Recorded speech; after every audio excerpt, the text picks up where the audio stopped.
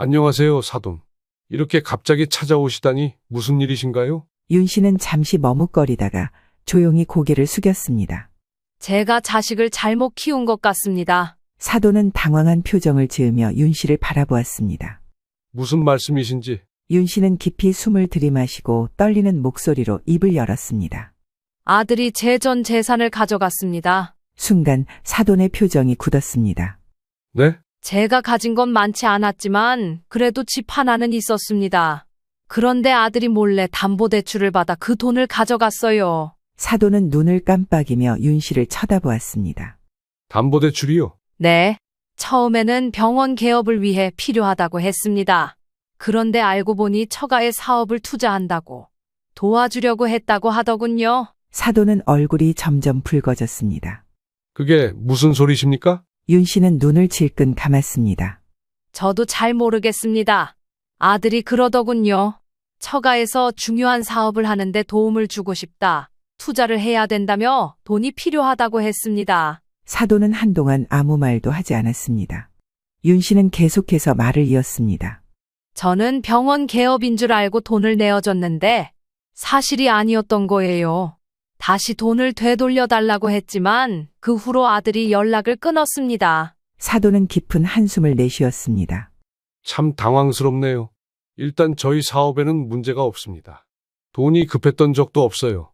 사위가 왜 그런지 모르겠지만 우리는 사돈께 그런 도움을 바란 적도 없고요. 윤 씨는 고개를 푹 숙였습니다. 사돈 어른께 너무 죄송하지만 저는 그 돈을 받아야겠습니다. 사돈은 착잡한 얼굴을 하고 한동안 아무 말도 하지 않았습니다. 고민하듯 깊은 생각에 잠긴 듯 했습니다. 올해 69세인 윤영자 씨는 홀로 아들을 키우며 평생을 희생했습니다. 아들을 위해서라면 못할 일이 없었습니다.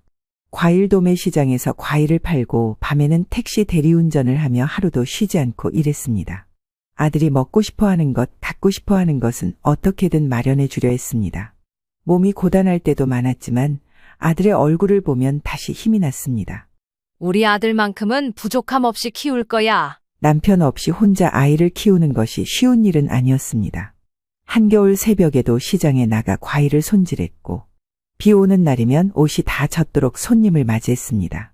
밤늦게까지 택시 대리운전을 하면서도 늘 마음속에는 한 가지 다짐뿐이었습니다. 내 아들만큼은 절대 나처럼 힘들게 살게 하지 않을 거야. 아들은 워낙 머리가 명석했고 어릴 때부터 남다른 성적을 보였습니다. 학교에서도 우등생으로 늘 상위권을 유지했고 선생님들도 칭찬을 아끼지 않았습니다. 민우야, 넌 정말 똑똑해. 나중에 큰 인물이 될 거야.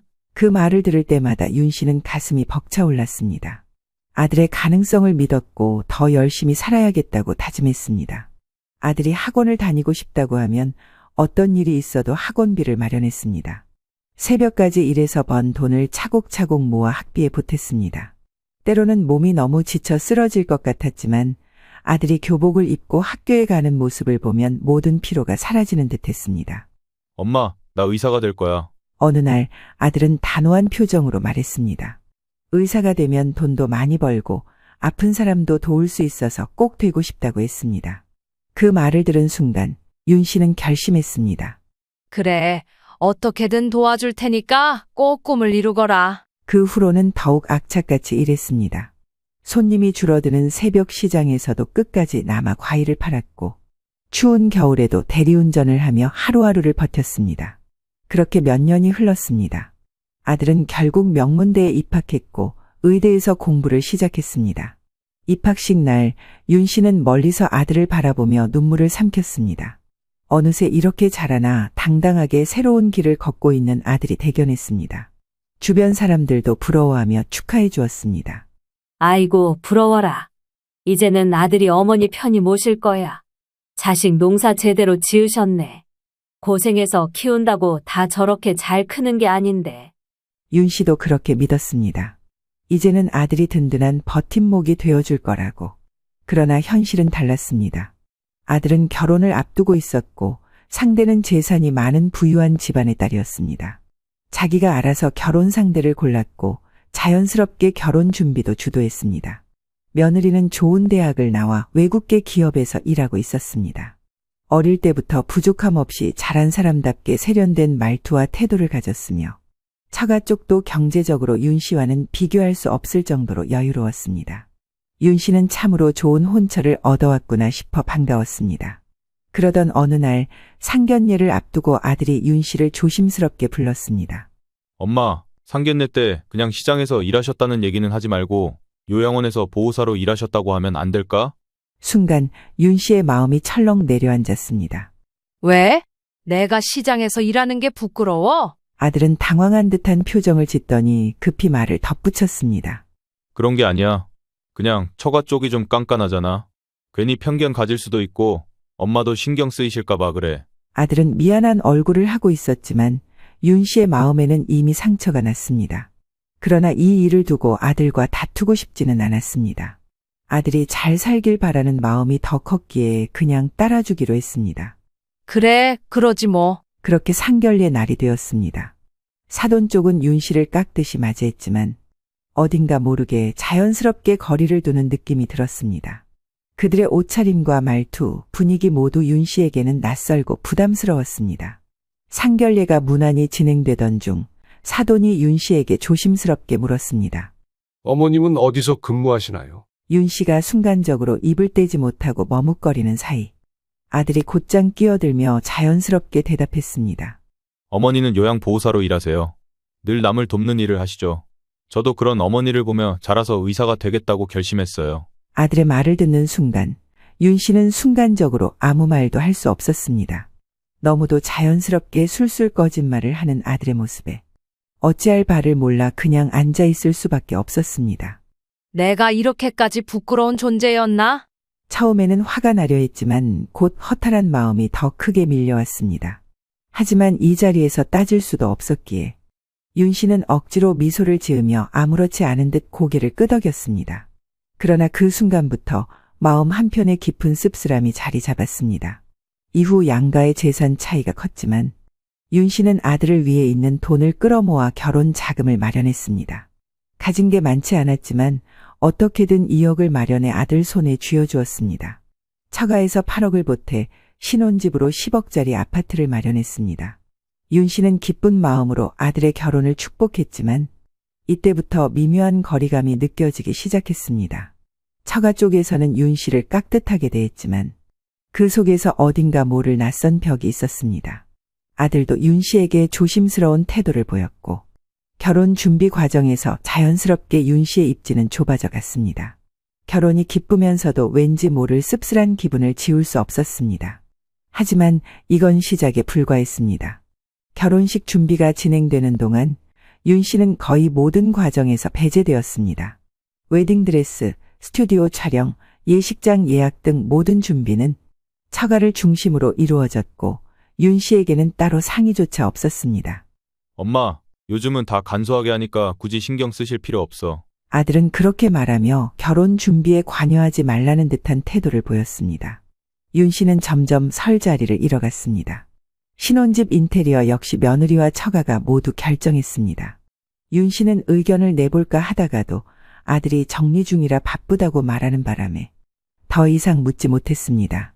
결국 윤 씨가 할 수 있는 일은 그저 결혼식 날짜를 통보받고 그날 맞춰 가는 것뿐이었습니다. 그렇게 모든 것이 결정된 뒤에야 윤 씨는 초대받듯이 결혼식장에 참석하게 되었습니다. 그리하여 결혼 후 처음 맞이하는 명절이 되었습니다. 이때부터 윤 씨는 아들과의 벽을 확실히 느끼게 되었습니다. 윤 씨는 당연히 아들과 며느리를 집으로 초대하려 했습니다. 하지만 아들은 예상과 다른 말을 했습니다. 엄마, 이번엔 그냥 우리 집에서 모이는 게 어때요? 여기가 더 넓으니까. 윤 씨의 집은 오래된 18평짜리 빌라였고 아들 부부가 사는 신혼집은 서울 중심부의 30평대 아파트였습니다. 윤 씨는 서운했지만 그래도 아들 집에서 모이면 편하겠다 싶어 동의했습니다. 아직까지 한 번도 가보지 못했던 곳이기도 했습니다. 명절 아침, 윤 씨는 장아찌와 전을 정성껏 만들어 챙겼습니다. 아들이 어릴 때부터 좋아했던 음식들이었고 며느리도 함께 나눠 먹길 바라는 마음이었습니다. 하지만 아들은 윤 씨가 도착하자마자 음식 바구니를 보며 말했습니다. 엄마, 무겁게 이런 것까지 안 해오셔도 돼요. 그러면서 바구니를 싱크대 한쪽에 올려두었습니다. 윤 씨는 순간 당황했지만 그래도 직접 싸온 음식을 함께 먹고 싶었습니다. 이건 너가 좋아하는 거라서 많이 해왔어. 같이 먹자. 하지만 아들은 가볍게 대답했습니다. 이따 먹어요. 그러나 결국 그 음식들은 끝까지 꺼내지지 않았습니다. 오히려 며느리가 눈치를 보며 장아찌와 전을 꺼내더니 어머니, 이거 너무 맛있어 보이는데 같이 먹어요. 라고 말하며 챙겨주었습니다. 윤 씨는 며느리가 참하고 마음씨도 곱다고 생각했습니다. 그런데도 아들의 태도는 여전히 마음에 걸렸습니다. 식사 시간이 되자 아들은 처가 이야기를 꺼내기 시작했습니다. 장인어른이 이번에 협회에서 상을 받으셨대. 정말 대단하시지 않아? 그리고 장모님은 요리도 잘하시고 올 때마다 우리 집에 음식 한가득 챙겨오셔. 윤 씨는 가만히 듣고만 있었습니다. 자신도 아들을 위해 음식을 준비해 갔지만 아들은 그것을 신경조차 쓰지 않았습니다. 식탁 위에는 며느리의 친정에서 가져온 반찬들이 가득 놓여 있었고 아들은 그것들을 하나하나 맛보며 칭찬했습니다. 윤 씨는 순간 자신이 이 자리에 있어야 할 이유가 있는지 의문이 들었습니다. 그동안 명절마다 아들이 좋아하는 음식을 정성껏 준비하며 기다렸던 기억이 떠올랐습니다. 하지만 이제는 아무런 의미도 없는 일이 된 것만 같았습니다. 명절이지만 왠지 쓸쓸한 기분을 지울 수 없었습니다. 그러던 중 며느리가 조심스럽게 말을 꺼냈습니다. 어머니, 다음에는 저희가 집으로 갈게요. 여기까지 오시느라 힘드셨죠? 윤 씨는 며느리의 말에 순간 놀랐습니다. 며느리는 정말 순수하게 그렇게 생각한 것 같았습니다. 하지만 그 순간 아들의 얼굴이 굳어졌습니다. 엄마 일하는 요양원이 지방이라서 오가기 힘들어. 그냥 여기로 모시는 게 나아. 윤 씨는 순간 숨이 턱 막혔습니다. 여전히 아들은 윤 씨가 시장에서 일한다는 사실을 감추려 했습니다. 이제는 너무나도 자연스럽게 아무렇지도 않게 거짓말을 하고 있었습니다. 그 말을 듣자 며느리는 약간 당황한 듯 보였습니다. 하지만 별다른 의심 없이 고개를 끄덕이며 넘어갔습니다. 윤 씨는 아무 말도 할 수 없었습니다. 이미 한 번 상견례 때 거짓말을 받아들였기에 지금 이 순간도 그저 침묵하는 수밖에 없었습니다. 왜 이렇게 아들 녀석이 낯설게 느껴지는 건지. 속이 울렁거렸습니다. 평생을 바쳐 키운 아들이었고 누구보다 자랑스러웠던 아들이었습니다. 그런데 이제는 어머니를 감추고 싶어하는 사람이 되어 있었습니다. 점심시간이 끝나고 정리를 마치자 아들이 입을 열었습니다. 우리 점심은 처가에서 먹기로 했어. 이제 가야 해. 윤 씨는 고개를 끄덕이며 애써 웃었습니다. 그래, 다들 바쁘지? 얼른 가봐라. 그 순간 며느리가 망설이다가 조심스럽게 말했습니다. 어머니, 터미널까지 태워다 드릴까요? 그 말에 윤 씨는 살짝 놀랐습니다. 며느리는 어쩌면 윤 씨가 생각했던 것보다 더 배려심이 깊은 사람이었을지도 모릅니다. 그러나 아들은 그 말을 듣자마자 급히 나서며 말했습니다. 엄마, 택시비 드릴게. 버스는 멀미 나시잖아. 그러면서 주머니에서 지갑을 꺼내 현금을 건넸습니다.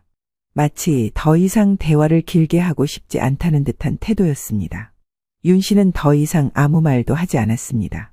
묵묵히 돈을 받아 들고 자리에서 일어났습니다.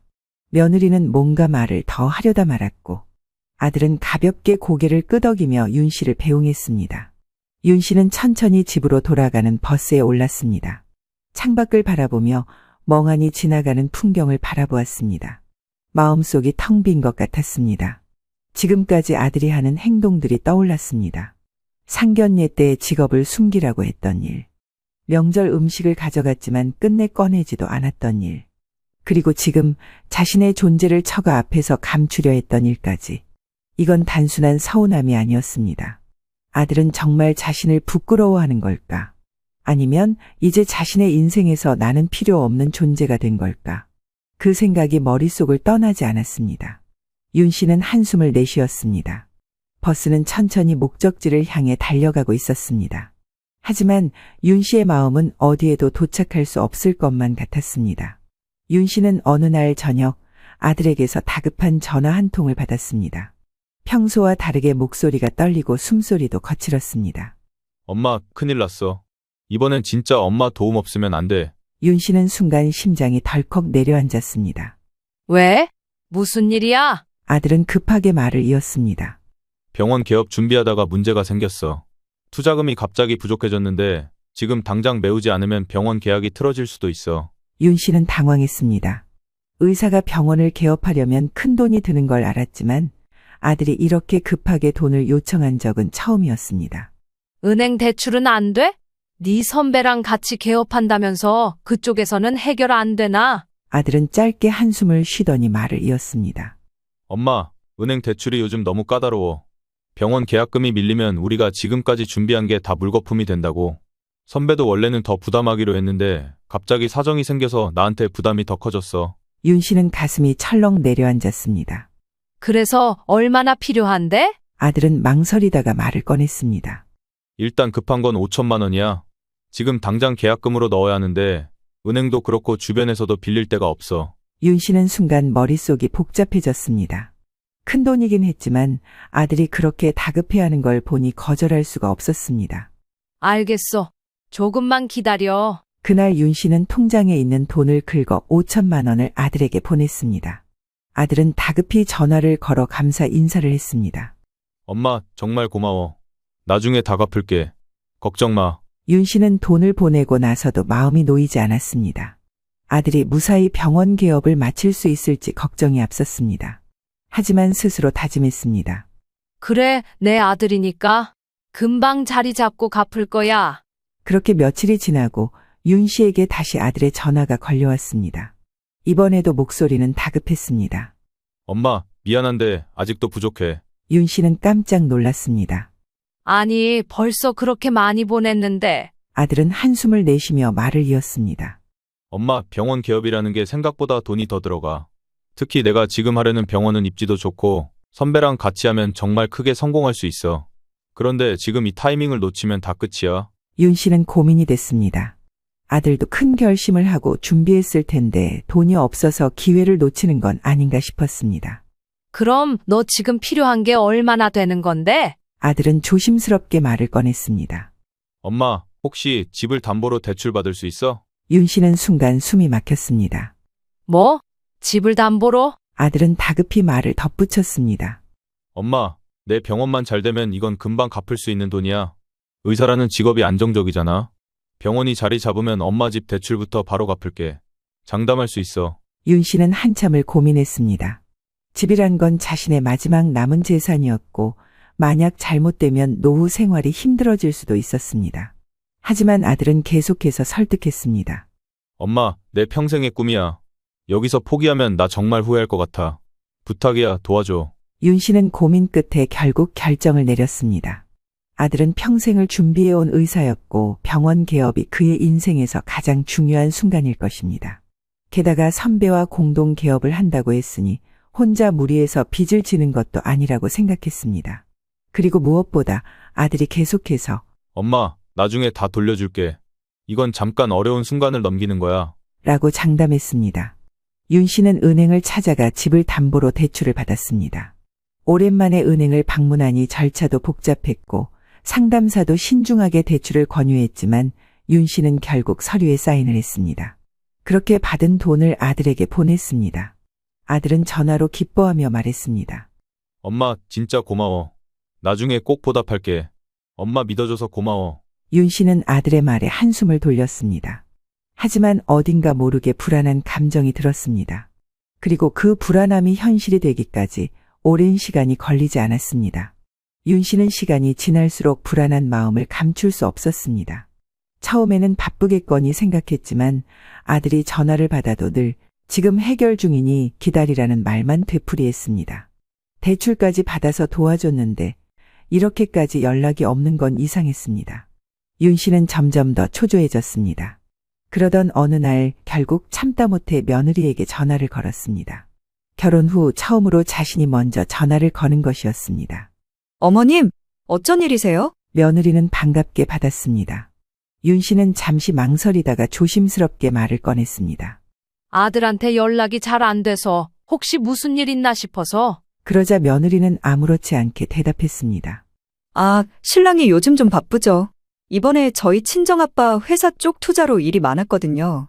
병원 일도 바쁜데 밤낮으로 여기 쫓아다니느라 정신이 없을 거예요. 응? 무슨 투자? 며느리는 별다른 의심 없이 말을 이어갔습니다. 아, 모르셨구나. 이번에 저희 아빠 회사가 사업 확장하면서 투자금을 좀 더 모아야 했거든요. 원래는 아빠가 해결하려고 했는데 신랑이 나서서 사위로서 보태겠다고 했어요.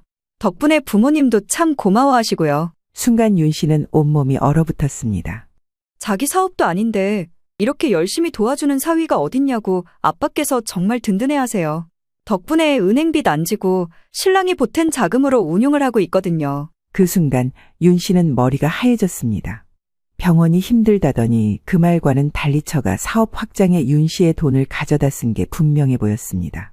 이 상황을 부인해보고 싶었지만 어느 쪽으로 생각해도 이쪽이 맞아떨어졌고 손이 떨렸습니다. 아들에게 아무 말도 듣지 못한 상태에서 이렇게 며느리를 통해 사실을 알게 되니 더 참을 수가 없었습니다. 그래? 얘가 많이 도움이 되었나 보구나. 네, 어머니. 큰 힘을 썼죠. 적지 않은 돈인데 말이에요. 통화를 마친 후 윤 씨는 힘이 풀려 휴대전화를 내려놓았습니다.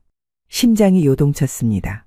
몇 번이고 심호흡을 한 뒤 결국 아들에게 전화를 걸었습니다. 아들은 몇 번의 신호음 끝에 전화를 받았습니다. 엄마, 무슨 일이야? 윤 씨는 최대한 감정을 억누르려 했지만 떨리는 목소리를 멈출 수 없었습니다. 너 이게 대체 무슨 짓이야? 윤 씨는 이를 악물었습니다. 너 병원 개업 자금이 급하다면서? 근데 왜 그 돈이 처가 사업 확장에 들어가 있냐? 너 네 장인어른한테 투자했다며? 그것도 억 단위로? 그거 내 돈 가져다가 쓴 거 맞는 거지? 아들은 잠시 침묵하더니 한숨을 내쉬며 대답했습니다. 엄마 잠깐만, 그거 혹시 내 와이프한테 들은 거야? 맞지? 윤 씨는 그 말에 더 기가 막혔습니다.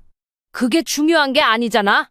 너 나한테 거짓말한 거야? 그러자 아들은 오히려 짜증이 섞인 목소리로 말했습니다. 엄마, 왜 그런 걸 며느리한테 물어봐? 사람 곤란하게 만들고 그래 왜? 윤 씨는 순간 가슴이 철렁 내려앉았습니다. 이 녀석아, 너가 지금 그것부터 따지는 게 맞냐? 아, 머리 아파졌네 진짜. 엄마, 이거 괜히 처가에까지 얘기 나가면 나 진짜 곤란해. 그러니까 더 이상 이 일에 끼어들지 마. 뭐? 엄마는 그냥 모른 척하면 돼. 어차피 돈은 내가 갚을 거잖아. 모른 척 하라고? 내 전 재산을 가져가 놓고? 엄마, 기왕 이렇게 된 거 말할게. 솔직히 엄마한텐 이게 큰 돈인 건 맞지. 나도 알아. 근데 이 투자 제대로 되면 다 몇 배로 돌아오는 거야. 처가도 그렇고 나도 앞으로 더 좋은 기회가 생길 테니까 그냥 이 정도는 투자한다고 생각해. 윤 씨는 힘겹게 말을 이었습니다. 굳이 이미 잘 살고 부자인 네 처가 도와주고 그 돈 없으면 큰일 나는 나는 여기 끼어들지 말라고? 그러자 아들은 불쾌하다는 듯 대답했습니다. 엄마가 몰라서 그래. 우리 장인네 회사는 투자할수록 커지는 유망한 곳이야. 엄마는 이런 거 잘 모르잖아. 솔직히 처가에 잘 보여야 나도 병원 운영할 때 도움을 받을 수 있어. 이거 다 나를 위해서 한 거라고. 그런데 엄마가 괜히 나서서 다 망쳐놨어. 내가 망쳐놨다고? 엄마가 괜히 내 와이프한테 얘기해서 나도 지금 눈치 보게 생겼잖아. 또 이상한 소리 한 건 아니지? 그러고 아들은 한숨을 쉬더니 더욱 날카로운 목소리로 말했습니다. 엄마, 경고하는데 다시는 내 와이프한테 연락하지 마. 괜히 말 잘못 놀려서 산통 깨지면 재미없어. 윤 씨는 순간 어이가 없어 헛웃음이 나왔습니다. 그래서 안 그러면 어쩔 건데? 아들은 차갑게 대답했습니다. 그럼 나 그 돈 못 갚아? 아니, 엄마 때문에 망한 거니까 안 갚을 거야. 뭐라고? 엄마가 다 망치는 거지 뭐. 그럼 내가 갚을 이유가 있어? 너 지금 네가 뭔 소리를 하는지 알아? 엄마 전 재산을 그렇게 가져가 놓고 뭐라고? 그러니까 쓸데없는 짓 하지 말고 조용히 좀 계시라고. 나 경고하는 거야. 엄마도 좀 생각을 해봐. 의사라고 돈 다 버는 시대 아니야? 인맥도 있어야 하고 돈도 있어야 병원도 잘 굴러가고 다 연결된 문제야. 알겠어? 그러니까 지금 이 모든 게 다 내 탓이라는 거야? 아 진짜 그니까 엄마가 가만히 있었으면 됐다고. 아들은 화를 참지 못하고 소리를 질렀습니다. 내가 연락할 때까지 제발 가만히 좀 있어. 해결될 때까지 나도 엄마 안 볼 거야. 그리고 전화를 끊었습니다. 윤 씨는 손에 힘이 풀렸습니다. 곧바로 다시 전화를 걸었지만 아들은 받지 않았습니다. 몇 번이고 다시 걸어도 마찬가지였습니다. 그리고 다음 날 윤 씨가 다시 전화를 걸었을 때 신호음조차 가지 않았습니다. 아들은 윤 씨의 번호를 차단해버렸습니다. 윤 씨는 며칠 밤을 뜬 눈으로 지새웠습니다. 밥 한 끼 제대로 삼키지 못했고 밤이 되어도 도무지 잠이 오지 않았습니다. 머릿속에서는 아들의 말이 계속 맴돌았습니다. 엄마, 이제 우리 가정에 끼어들지 마. 엄마 때문에 다 망쳤다고. 엄마가 조용히 있었으면 됐잖아. 가슴이 무너지는 것 같았습니다. 이렇게까지 했는데 결국 자신은 아들의 인생에서 불필요한 존재가 된 걸까? 한순간 모든 걸 잃어버린 기분이었습니다. 그리고 윤 씨는 깊은 고민 끝에 결정을 내렸습니다. 며느리에게 직접 연락하기로 한 것입니다. 이렇게 된 거 구석에 몰린 윤 씨는 뭐든 해야 했습니다. 가만히 앉아서 아들에게 당하고만 있을 수는 없었습니다. 전화를 거니 며느리는 반가운 목소리로 인사했습니다. 어머님, 너무 오랜만이에요. 잘 지내셨죠? 윤 씨는 억지로 미소를 띠며 대답했습니다. 그래, 너희도 잘 지내지? 네, 덕분에 잘 지내고 있어요. 어머님은요? 윤 씨는 잠시 망설이다가 조심스럽게 말을 꺼냈습니다. 그런데 말이다. 내가 사돈들께 인사를 한번 드려야 할 것 같아서. 네? 저희 부모님이요? 그래. 그동안 신세진 것도 많고 인사라도 드리고 싶구나. 혹시 어디로 가면 될까? 며느리는 의심 없이 친절하게 처가의 회사 주소를 알려주었습니다. 윤 씨는 전화를 끊고 한참 동안 휴대폰을 내려다보았습니다. 마음을 단단히 먹고 택시를 타고 처가로 향했습니다. 처가에 도착한 윤 씨는 곧장 바깥사돈을 찾았습니다. 회사 로비에서 직원들이 바쁘게 오가는 모습을 보면서도 그녀는 한 걸음도 물러서지 않았습니다. 직원들은 윤 씨를 어리둥절하게 쳐다봤지만 그녀는 머뭇거리지 않았습니다. 사돈어른 잠시 뵐 수 있을까요? 조금 후 바깥사돈이 직접 나왔습니다. 그는 깍듯하게 윤 씨를 맞이하면서도 갑작스러운 방문에 놀란 기색이 역력했습니다. 안녕하세요, 사돈. 이렇게 갑자기 찾아오시다니 무슨 일이신가요? 윤 씨는 잠시 머뭇거리다가 조용히 고개를 숙였습니다. 제가 자식을 잘못 키운 것 같습니다. 사돈은 당황한 표정을 지으며 윤 씨를 바라보았습니다. 무슨 말씀이신지. 윤 씨는 깊이 숨을 들이마시고 떨리는 목소리로 입을 열었습니다. 아들이 제 전 재산을 가져갔습니다. 순간 사돈의 표정이 굳었습니다. 네? 제가 가진 건 많지 않았지만 그래도 집 하나는 있었습니다. 그런데 아들이 몰래 담보대출을 받아 그 돈을 가져갔어요. 사돈은 눈을 깜빡이며 윤 씨를 쳐다보았습니다. 담보대출이요? 네. 처음에는 병원 개업을 위해 필요하다고 했습니다. 그런데 알고 보니 처가에 사업을 투자한다고 도와주려고 했다고 하더군요. 사돈은 얼굴이 점점 붉어졌습니다. 그게 무슨 소리입니까? 윤 씨는 눈을 질끈 감았습니다. 저도 잘 모르겠습니다. 아들이 그러더군요. 처가에서 중요한 사업을 하는데 도움을 주고 싶다. 투자를 해야 된다며 돈이 필요하다고 했습니다. 사돈은 한동안 아무 말도 하지 않았습니다. 윤 씨는 계속해서 말을 이었습니다. 저는 병원 개업인 줄 알고 돈을 내어줬는데 사실이 아니었던 거예요. 다시 돈을 되돌려달라고 했지만 그 후로 아들이 연락을 끊었습니다. 사돈은 깊은 한숨을 내쉬었습니다. 사위가 돕겠다며 자금을 대긴 했습니다. 그런데 참 당황스럽네요. 일단 저희 사업에는 문제가 없습니다. 돈이 급했던 적도 없어요. 사위가 왜 그런지 모르겠지만 우리는 사돈께 그런 도움을 바란 적도 없고요. 윤 씨는 고개를 푹 숙였습니다. 사돈어른께 너무 죄송하지만 저는 그 돈을 받아야겠습니다. 사돈은 착잡한 얼굴을 하고 한동안 아무 말도 하지 않았습니다. 고민하듯 깊은 생각에 잠긴 듯 했습니다. 그리고 이내 조용히 입을 열었습니다. 사돈 어르신, 죄송합니다. 윤 씨는 깜짝 놀랐습니다. 곤란한 상황이 되셨네요. 많이 힘드신 것 같아서 뭐라 말씀을 드리면 좋을지. 돈을 돌려드리겠습니다. 그런 돈인지도 모르고 받았습니다. 정말 죄송합니다. 윤 씨는 참았던 눈물을 흘렸습니다. 사돈은 씁쓸한 표정으로 고개를 숙였습니다. 이 일은 저희도 책임지고 해결하겠습니다. 사돈께서 이렇게까지 오시게 만들다니 제가 다 면목이 없네요. 윤 씨는 아무 말 없이 조용히 고개를 저었습니다. 그동안 쌓였던 한이 서서히 풀리는 기분이었습니다. 마음 한편으로는 씁쓸했지만 적어도 이제는 더 이상 참을 필요가 없었습니다. 그녀는 조용히 자리에서 일어났습니다. 이제 모든 걸 되찾을 시간이었습니다. 그날 저녁 윤 씨의 계좌로 처가에서 돈이 입금되었습니다. 휴대폰에 찍힌 입금 알림을 확인한 순간 윤 씨는 묘한 감정에 휩싸였습니다. 다행이라는 안도감보다는 허탈함이 먼저 밀려왔습니다. 그렇게 애지중지 키운 아들에게 자신이 직접 가서 사돈어른 앞에서 고개를 숙여야만 했다는 현실이 가슴을 후벼 팠습니다. 그러나 이대로 끝날 리 없었습니다. 얼마 지나지 않아 휴대폰이 요란하게 울렸습니다. 발신자는 아들이었습니다.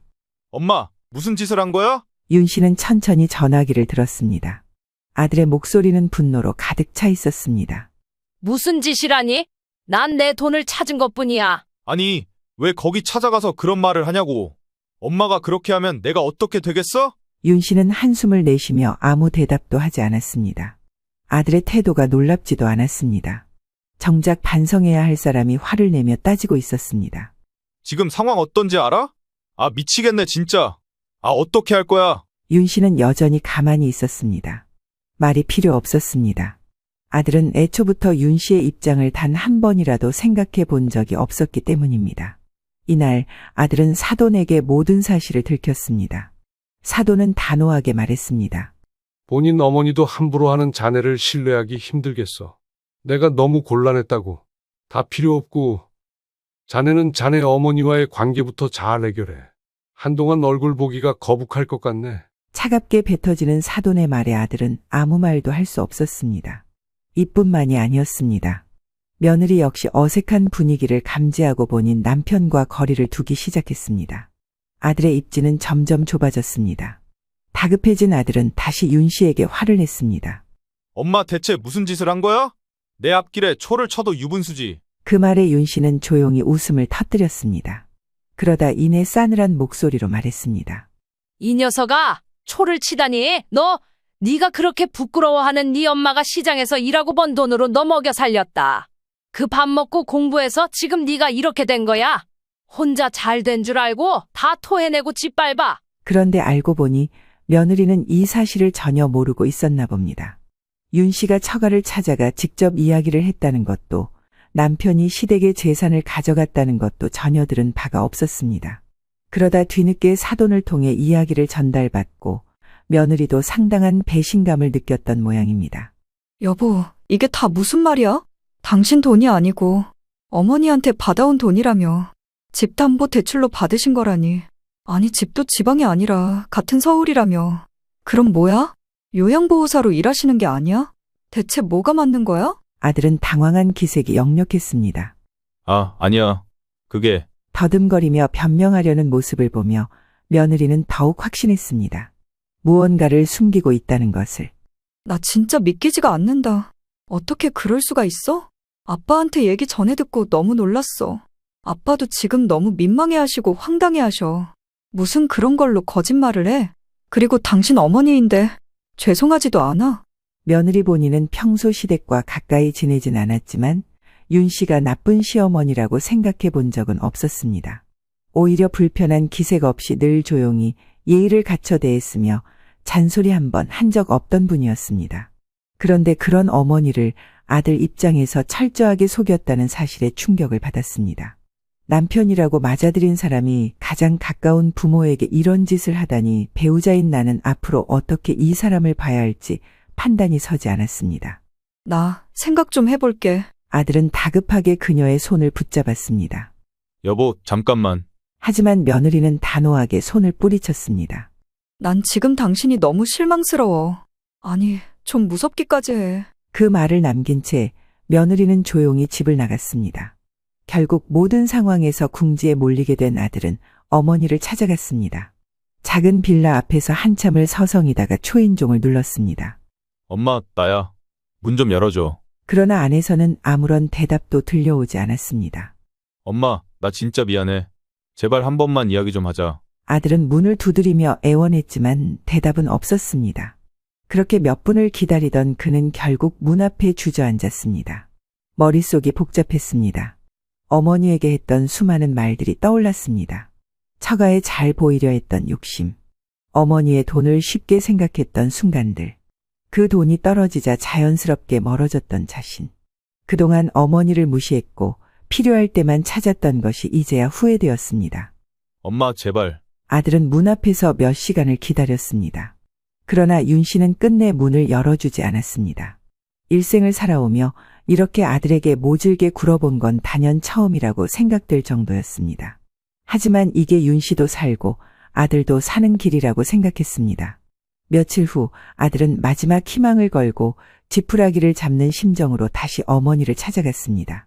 그러나 이번에는 집 앞 풍경이 달랐습니다. 이삿짐 센터 트럭이 서 있었고 집 안에서는 짐을 나르는 사람들의 모습이 보였습니다. 그제야 아들은 어머니가 이사를 가려 한다는 걸 깨달았습니다. 놀란 그는 서둘러 집 안으로 들어가려 했습니다. 엄마, 이게 뭐야? 윤 씨는 천천히 돌아보았습니다. 이제 나도 내 인생 살아야지. 차분한 목소리였지만 단호한 기색이 느껴졌습니다. 아들은 그 말에 더욱 초조해졌습니다. 엄마, 제발 나 한 번만 더 도와줘. 나 이러다 진짜 다 끝나. 와이프도 나랑 이혼할 수도 있어. 아들은 필사적으로 어머니 앞에 무릎을 꿇었습니다. 엄마, 한 번만 장인어른께 잘 말 좀 해줘. 난 다시 신뢰를 얻어야 해. 제발 엄마가 한마디만 해줘. 엄마가 괜찮다고 하면 장인어른도 마음을 돌릴 수도 있어. 참 아이러니하게도 그동안 그렇게 무시했던 어머니가 마지막 희망이 되었습니다. 그러나 윤 씨는 냉정하게 대답했습니다. 너 나보고 왜 네 인생에 초치냐고 했지. 아들은 아무 말도 하지 못했습니다. 너나 내 앞길에 초치지 말고 살아라. 저리 비켜. 그 말을 끝으로 윤 씨는 문을 닫았습니다. 아들은 망연자실한 채 그 문을 바라보았습니다. 이사를 마친 윤 씨는 새로운 곳에서 조용한 삶을 시작했습니다. 어차피 시장 출퇴근은 어디서든 할 수 있었기에 환경이 바뀌어도 크게 불편할 것은 없었습니다. 오히려 낯선 동네에서 새롭게 시작한다는 것이 윤 씨에게는 작은 해방감처럼 느껴졌습니다. 이제는 아들에게 연락이 올까 신경 쓰지도 않았습니다. 번호는 차단했고 혹시나 그의 이름이 보일까 싶어 메시지함도 확인하지 않았습니다. 아들이 결국 이혼을 했는지 아니면 또다시 잔머리를 굴려 상황을 어떻게든 이어가고 있는지는 알 길이 없었습니다. 하지만 사돈을 찾아갔을 때 느꼈던 인상을 떠올리면 그쪽 사람들이 그렇게 호락호락하지 않을 거라는 확신은 있었습니다. 윤 씨는 과거의 일은 더 이상 떠올리지 않기로 했습니다. 이제는 오롯이 자신을 위해 살기로 했습니다. 오랜만에 시장 상인 동호회에도 다시 나갔습니다. 예전에는 장사하느라 바쁘다는 핑계로 멀리했던 사람들이었지만 이제는 함께 수다도 떨고 모임에도 적극적으로 참석했습니다. 아이고, 윤 씨. 오랜만이네. 얼굴이 좀 좋아 보인다. 그러게요. 요즘 장사 잘 되나 봐. 친구들의 농담 섞인 말에 윤 씨는 그저 웃으며 고개를 끄덕였습니다. 사실 장사가 더 잘 되거나 돈이 더 많아진 것은 아니었습니다. 다만 이제는 돈 1,000원, 2,000원에 연연하며 살지 않았습니다. 예전에는 국수 한 그릇도 아까워서 망설였지만 이제는 시장 사람들에게 턱턱 한 그릇씩 사기도 했습니다. 아이고, 국수 잘 먹을게. 윤 씨가 이제 좀 여유가 생겼나 보네. 사람들은 아무렇지 않게 농을 던졌고 윤 씨는 그 말에 묘한 감정을 느꼈습니다. 사실 돈이 많아진 것이 아니라 이제는 남에게 베풀 줄 아는 사람이 되었다는 것이 더 중요하게 느껴졌습니다. 과거의 아픔과 후회 속에서 벗어나 윤 씨는 새로운 인생을 시작했습니다. 아들에게 받은 상처는 여전히 가슴 한쪽에 남아 있었지만 그것은 더 이상 윤 씨를 흔들지 못했습니다. 세상은 넓었고 윤 씨의 삶은 아직 끝나지 않았습니다. 앞으로 어떤 일이 있을지 몰라도 이제는 스스로를 위해 살아가기로 했습니다.